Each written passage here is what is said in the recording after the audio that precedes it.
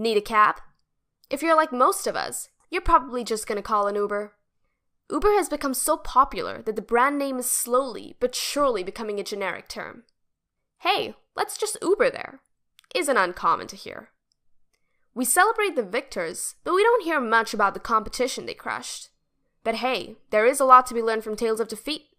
So let's talk about SideCar, a rideshare service, and 3 reasons why they lost the battle to Uber. Reason number 1, SideCar had a case of featureitis. In terms of technical features, SideCar was actually in the lead. SideCar was sporting several features that Uber hadn't even implemented yet. But all these bells and whistles actually turned out to work against SideCar. While Uber allowed a passenger to hail a cab with just 1 click, SideCar's filtering and selection process seemed like way too much work in contrast. When users were in need of a quick ride, they just leaned towards convenience, and Uber was the answer. Reason number 2, SideCar got strong-armed. They got outfunded massively.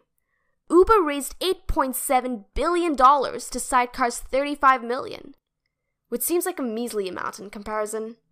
This allowed Uber to offer several discounts and fare cuts in order to steal market share. SideCar just couldn't keep up, which leads us to the 3rd reason why they failed.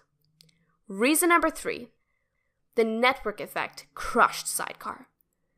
Now, to get a good understanding of the network effect, you need to know about Metcalfe's law, which states, the value of a network system is proportional exponentially to the number of users on the network.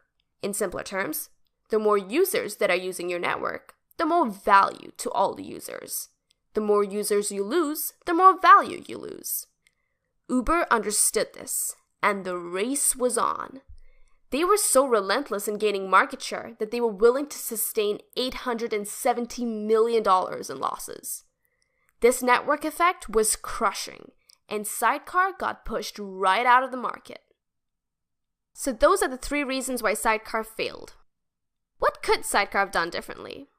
Hindsight is 20/20, but perhaps they could have focused their efforts on capturing market share instead of technical features? SideCar could have learned from Friendster's loss to Facebook, a classic example of the network effect leaving its victim in the dust.